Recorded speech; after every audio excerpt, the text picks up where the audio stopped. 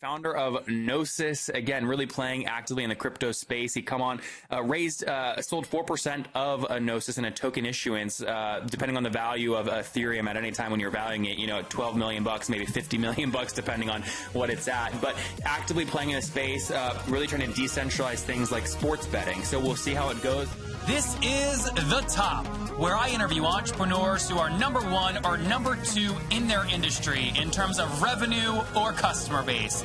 You'll learn how much revenue they're making, what their marketing funnel looks like, and how many customers they have. I'm now at $20,000 per talk. 5 and 6 million. He is hell-bent on global domination. We just broke our 100,000 unit sold mark. And I'm your host, Nathan Latka. This is episode 768. Coming up tomorrow morning, we learn from Tran Hung, another crypto interview. And I said, Tran said, do this to use your crypto coins to shop at Walmart. That's what this company does. Very interesting way to exchange your crypto to actually use it in the real world. Tune in to find out how you can do it. Hello, everybody. My guest today is Martin Koppelman. He is the co-founder and CEO of Gnosis, a decentralized platform for prediction markets. He's been an entrepreneur and thought leader in the blockchain space for more than 4 years. He's closely related to prediction markets in his work on decentralized market-driven governance mechanisms like Futarchy and research about blockchain scalability mechanisms. Martin, are you ready to take us to the top? Well, yeah, maybe. So you got into crypto and blockchain like 4 years ago. Tell me how you got into it. Well, back then it was only Bitcoin. So Bitcoin was the reason to go into that space. It was a little bit curious. So I was at the time getting more into what money actually is. So it was at the time when the euro was, in a little bit of trouble. There were all those huge bailout things, and I was trying to figure out what does those things even mean, and what does money even mean? What does it mean if those huge amounts are flowing around there? And then that's how I figured out about Bitcoin, and that it's possible to create very different forms of money, and that excited me back then. And so, fast forward to today. What Gnosis is your company? What is it, and what does it do? Yeah, so the whole space evolved, and now it's not only about money, and it's about blockchain and a new form to organize the internet and a new form to create platforms. So to us, blockchain we assume that it will bring as much change as the internet brought 20 years ago. So Gnosis is one of hopefully many decentralized platforms. So that's what we assume will happen. We assume that every platform that exists today, Uber, Airbnb, eBay, will be replaced eventually by decentralized platforms. And Gnosis is a decentralized platform for prediction markets. And prediction markets are basically just a range of financial products that can range from betting, from options to insurances, and a few more. So who are you, name a company today that you hope to replace over the next 5 years by decentralizing it? Mm-hmm. So, on the sports betting side, that would be Betfair. That's the biggest betting exchange. Then it's, so we are really going for lots of new markets. So I think it's always easier if there's new technology to create completely new stuff. And then later this technology will replace. Yeah, but Martin, tell me, part of why I'm asking for a current example is to help people relate. So your core thesis is that a centralized platform like Uber, where the king is the CEO of Uber or queen, you're decentralizing, right? So name a few other platforms that exist today that you hope to decentralize. So with our product, we are doing something new, but again, eBay, Uber, Airbnb, all those we assume will be replaced by decentralized. Okay, so you can't give an example that exists today that is specific to what you're going after? Okay, binary options, some insurance products, but in general, all kind of information aggregation. So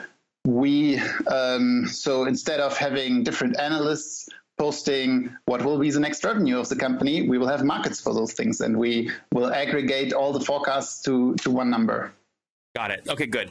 So, okay, that's helpful. Now, talk to me. You said before the call, you said, Nathan, I hear your other episodes and you ask money questions. I just want you to know we have 0 customers and 0 revenue. So, but we have a team, right? So have you raised capital? How are you funding this? Right. So, yeah, we did one of those token sales. So we issued something that will play a role in our platform, a token. And yeah, we sold it. And what's it raised, called? GNO tokens. GNO tokens. GNO, yeah. GNO tokens. Okay. And how much did you raise? So we sold we sold a few of them. So 4% of our tokens for $12.5 million. Okay. So you have basically the other 96% of those tokens are owned by you or people at the company. Correct. Okay. And so 4% for, you said 12.5 million tokens. For people that aren't familiar with blockchain, like what does that mean in terms of dollars? Is that 12.5 like million United States dollars? Yes. I mean, technically we sold them for 250,000 Ether. That's the blockchain currency. At the time where we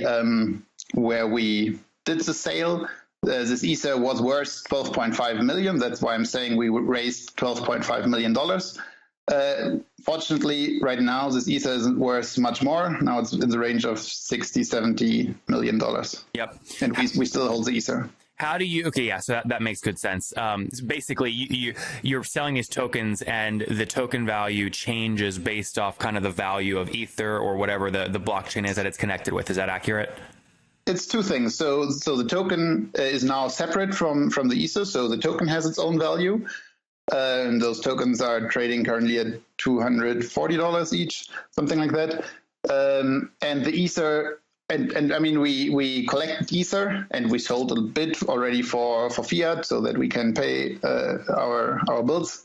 But also we already pay most of our expenses in Ether directly. So we pay our employees in Ether, for example. When you do want to convert like Ether to like real dollars, what tool do you use to do that? Do you use Coinbase? Other exchanges like Kraken. Name a few of them. Yeah, so Kraken. Kraken? Kraken. I'm not sure how to pronounce. Kraken.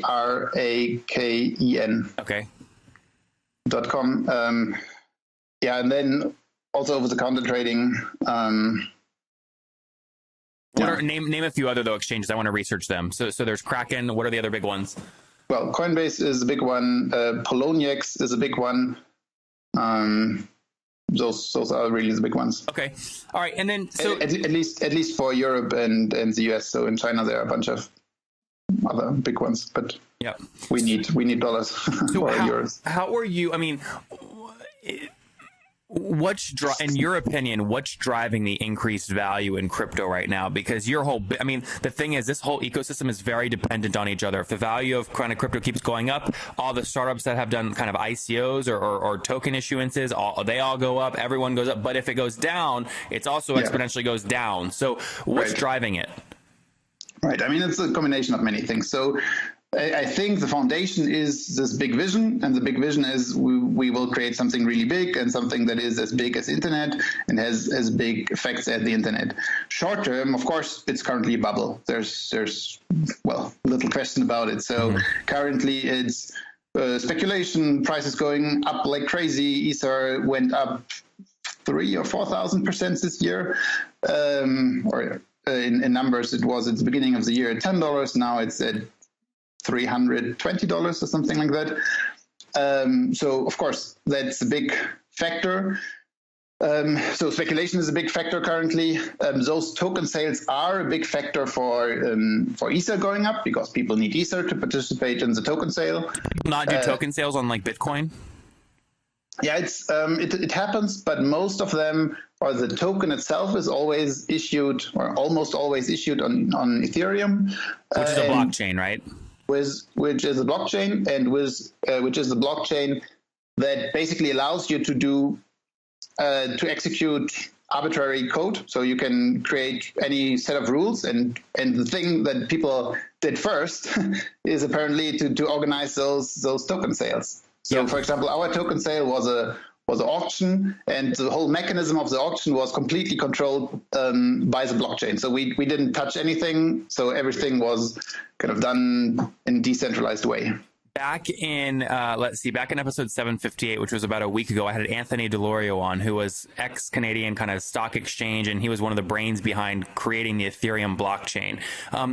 Why is Ethereum, because it sounds like the reason Ethereum has more hype right now than Bitcoin is Ethereum, the blockchain, I guess, is more trusted or easier to use, and that's why these token issuances are choosing to use Ethereum blockchain versus Bitcoin blockchain. Why did Bitcoin miss out on that opportunity? It's really the easy to use, but especially easy to use for developers. So for developers, if they have an idea, I want to build this and that, it's much easier to build it on Ethereum. And this is why all those new projects build on Ethereum, and that's where the hype is currently coming from. Interesting. Who gets, if crypto replaces all currencies in 20 years, who gets the richest? Well, my hope is that it will be that people will be more equally rich. So I'm even kind of as a side project, I'm working on a project where every person would issue their own currency essentially, and kind of people would just mutually agree to accept each other currencies. It's a concept called circles. So whatever, we are trying to democratize money. Yeah. Mm-hmm. What I'm trying to figure out is like I'm having a bunch of these interviews with people in the crypto world on, and kind of pushing on like what I think might be limits on it to kind of understand where this might break. Like, sure. Because anything has to have supply and demand to drive some kind of value, right? And somebody has to at some point lose or win, or get more or get less. What is that point? I'm not agreeing with that. Okay, so tell me why you disagree. Well, I mean, the world is not a zero-sum game, so you can have a world where just everything is used more efficient and we just create more. Yeah, but Martin, hold on, real quick. Let me just put a kind of a constraint on this for a second. There is a true or false. There is a limited supply of tokens on the Ethereum blockchain. Well, that's true. Yeah, so if there's a limited supply, somebody is going to be better at collecting those than somebody else. So how do you make sure it stays even if your goal is to have everyone be less poor? Yeah, I mean, so that's why I'm especially not very convinced of the Bitcoin model. So kind of you have this limited supply, and then kind of the whole world is trying to fight around that. So I'm kind of more I think more of a world where, again, as new people participate in the economy, they issue their own tokens, and those tokens get value. And well, of course there needs to be some limitations. If you can issue unlimited tokens and whatever, that's not going to work. But that's the key, though, right? I mean, like that's the key in a marketplace. That's where I'm trying to figure out where does it break. Yeah. Otherwise, you might as well be a central bank, and you're essentially just printing your own currency, right? And the kind of equivalent would be, inflation, right? Yeah, and well, inflation that mechanism can be used in useful ways. So inflation is a good way to finance a public good. So let's say you have so many people that have the same token and some community around something, okay. And then you want to finance a public good. You want to do something that finance a public good. So how do you pay for it? You mean like a school? A school, or ideally a platform like Uber, and all those platforms would also be public goods, because Uber, once it's built, the marginal costs or the operating costs, that's not what made it expensive to build Uber. It's what's made it expensive to build Uber is they spent billions on getting all the people, paying for the marketing, paying to kind of buy everyone on their platform. So that's, in my opinion, the old model. Kind of Silicon Valley is raising tons of money to create a monopoly, get everyone on the same platform. In the new model, people as they join, and so basically they are creating value by joining on the same platform, and then the platform has the network effects and is valuable. But in essence, in my opinion, the people by joining, by kind of agreeing on the same thing, that is where the value creation is happening. Yeah. And this is where tokens are super useful, because you can, with a token, you can get incentives aligned, and you can make this joining on something, and this something can be money, or that something can be, okay, we are all using Uber to order our taxis, or this something can be, we are all using this platform to buy and sell goods, or we are all using this platform to rent out our space, Airbnb. So kind of letting everyone participate in this value creation. So everyone who joins the platform, and of course the early adopters will get a little bit more, and those who join later will, they then still have to pay some fees. Yeah, it sounds like a network marketing scheme. Isn't that funny? What you just articulated, you could have easily used that exact same definition for a network marketing scheme. Early people make the most money, later people have to pay an additional fee to get in.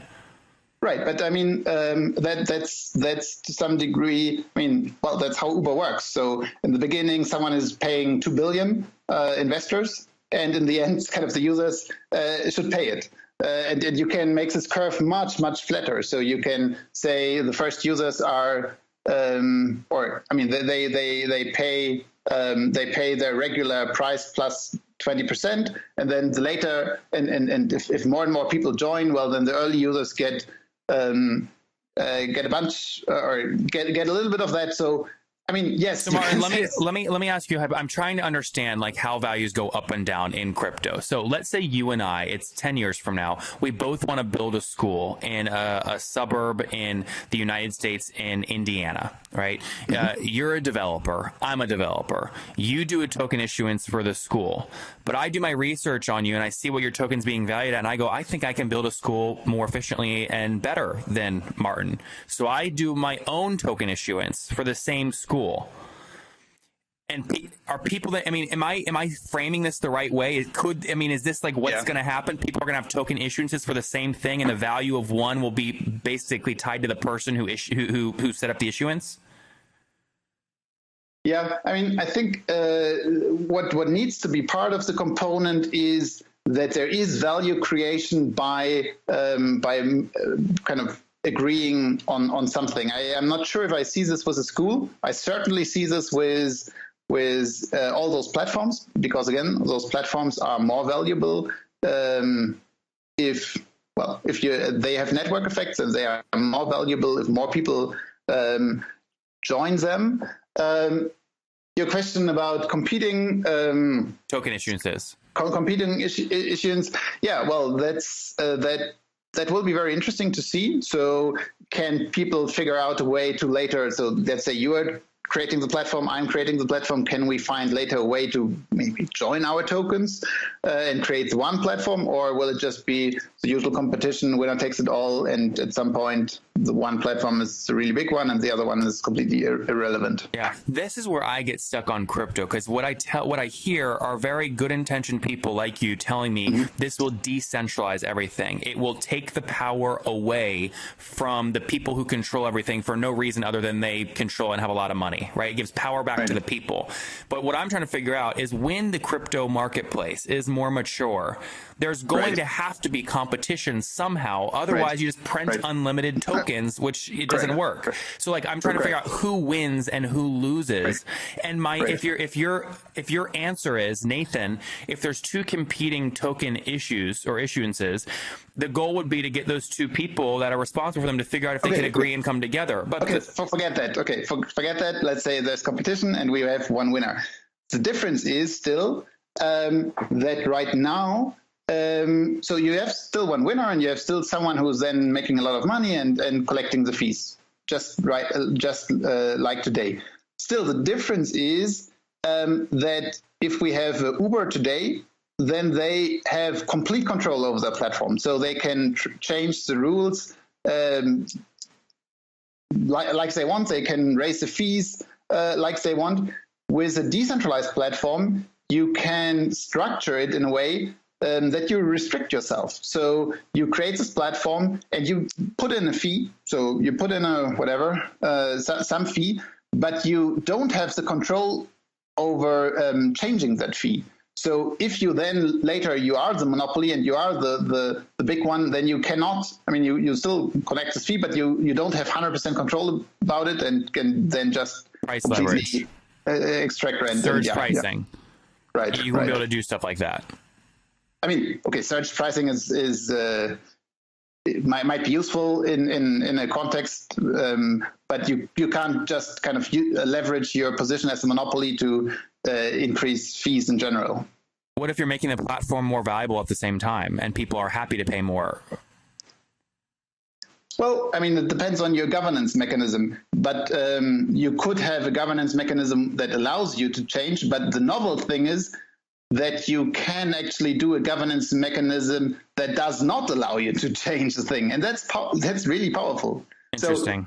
So, give you just one example. So I personally would never build, let's say, around the API of another platform. So let's say Twitter, because they can change the rules anytime. They can shut it down. And even if they have well intentions and they want to say, okay, we will never change the rules, I would not trust them. I cannot trust them because it's just a, public company with, they I have understand. now, right. And now you can make commitments that others can trust because you can give away power to a decentralized thing. Many of you listening right now don't have time to listen to every B2B SaaS CEO that I've interviewed. If you want to get access to the database I've created with year-over-year growth rates, customer accounts, margins, and many, many other data metrics and data points, you can go to getlatka.com.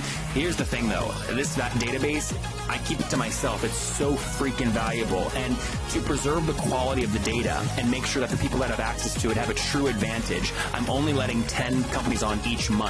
So we're full this month, but you can go to getlatka.com to get on the waiting list for next month. And look, there's big people on the waiting list. I mean, the biggest VCs you've ever heard of. You've probably heard of them. They're big, private equity, billions and billions under management. So it's an impressive waiting list. Go get on now at getlatka.com.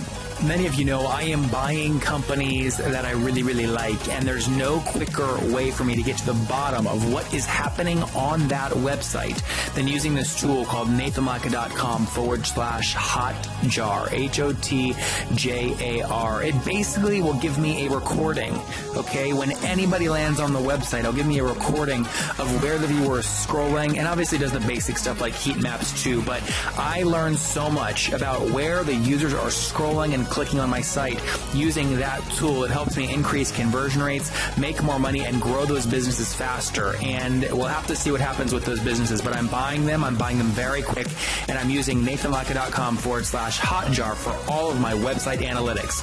You can too. I work with them. It's totally free. You can go to nathanlatka.com/hotjar. No credit card required. Again, use it as much as you want. nathanlatka.com/hotjar. I'll see you there. Interesting. Okay, Martin, this has been really valuable. Let's wrap up here with the famous 5. Number 1, what's your favorite business book or favorite crypto book?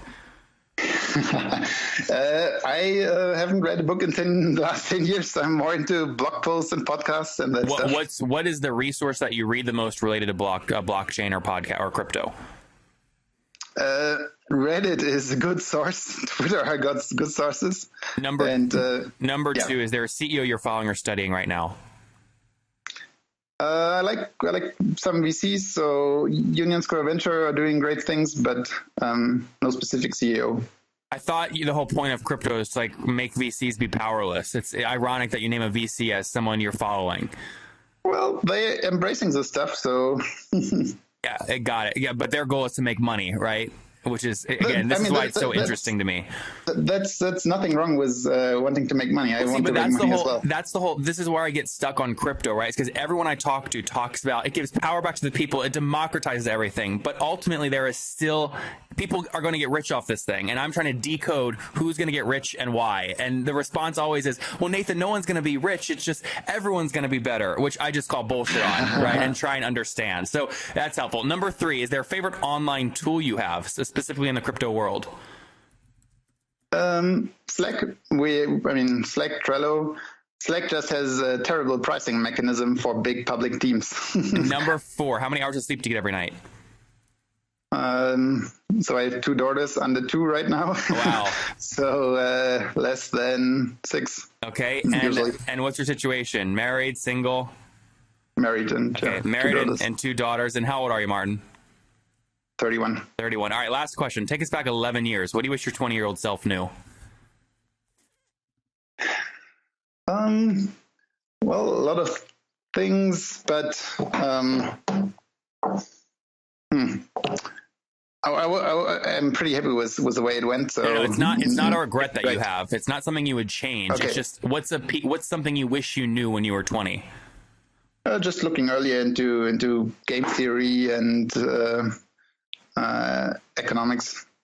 Awesome. There you guys have it from Martin, founder of Gnosis. Again, really playing actively in the crypto space. He sold 4% of Gnosis in a token issuance, depending on the value of Ethereum at any time when you're valuing it, $12 million, maybe $50 million, depending on what it's at. But actively playing in a space, really trying to decentralize things like sports betting. So we'll see how it goes. Martin, I appreciate you coming on and coaching us up, teaching us about a crypto. Thank you for taking us to the top.